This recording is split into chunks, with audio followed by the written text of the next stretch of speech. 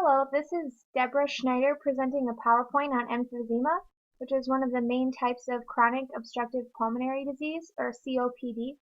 My grandmother died from emphysema when I was 8 years old, so I wanted to do some research on the etiology, the organs, cells, and tissues affected, signs and symptoms, consequences, treatments, and preventions of this pathology. Well, emphysema is a form of chronic or long-term lung disease.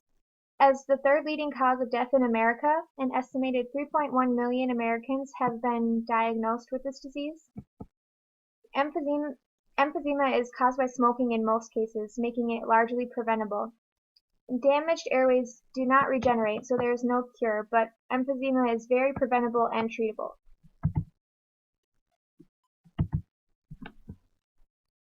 According to the American Lung Association, the #1 cause of emphysema is tobacco use. Smoking, among other things, results in a loss of elasticity of the lungs due primarily to the destruction of elastin, which is an important structural protein in the lung's supporting connective tissue. It can also be caused by long-term exposure to certain industrial pollutants or dust.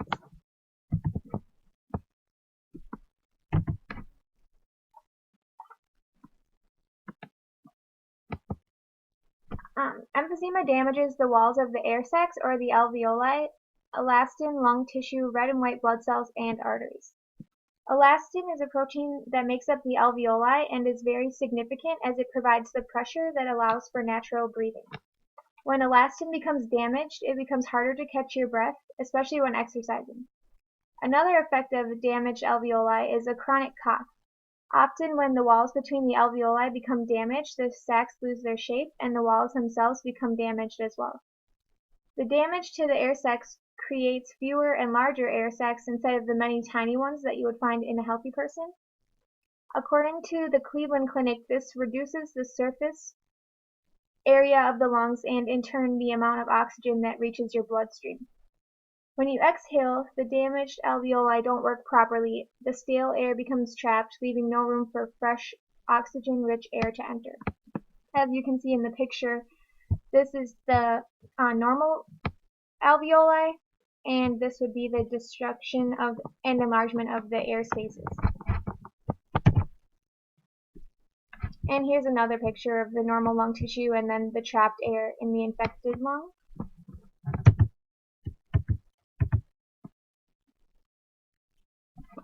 Emphysema affects the walls of millions of tiny air sacs called alveoli, which become inflamed and lose elasticity, causing the bronchioles to collapse. This causes the air to be trapped in the air sacs, which become overstretched and may rupture, which affects the person's ability to breathe normally.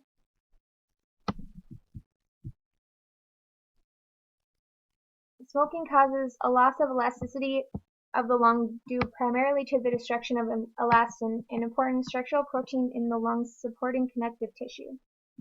The lungs are extremely vital to the function of the human body. The lungs remove carbon dioxide from the blood as it returns from the tissues.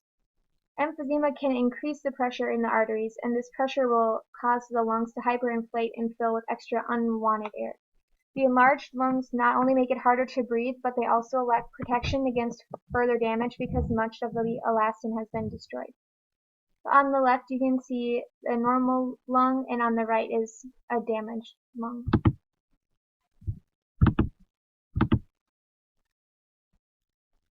The respiratory and cardiovascular systems are primarily affected by emphysema. All organ functions require oxygen, including the heart functions.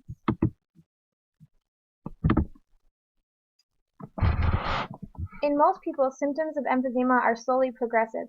Gradually, the person affected will notice shortness of breath. They will start avoiding activities that cause them to be short of breath, such as exercising, so that symptom does not become a problem until it starts interfering with daily tasks. Eventually, the affected person will experience shortness of breath even while they are at rest. Some other symptoms that an affected patient would present with are chronic cough, reduced appetite and therefore weight loss, and fatigue. After many years of unknowingly having emphysema, all of this damage and the symptoms that come along with it are irreversible. There are many consequences that come along with this disease other than the struggling to breathe. One complication is pneumonia, an infection of the alveoli and bronchioles, which inflames the air sacs in one or both lungs, which may fill with fluid. A person with emphysema is more susceptible to pneumonia. Another consequence is a collapsed lung.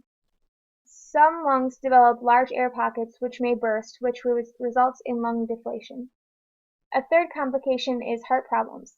Damaged alveoli, reduced number of capillaries, and lower oxygen levels in the bloodstream may mean that the heart has to pump more strongly to move blood through the lungs. Over time, this can place considerable strain on the heart and cause complications. Treatment is aimed at decreasing the severity of symptoms to help affected persons live more comfortably with their disease. Some examples of treatments are immediate smoking cessation, respiratory rehabilitation programs, anti-inflammatory medications to widen the airways, stress management techniques, gentle exercises to improve overall fitness, and an annual influenza vaccine. Appropriate management has shown to reduce symptoms, improve quality of life, and help people stay out of the hospital. Quitting smoking is the #1 way to prevent emphysema and multiple other diseases.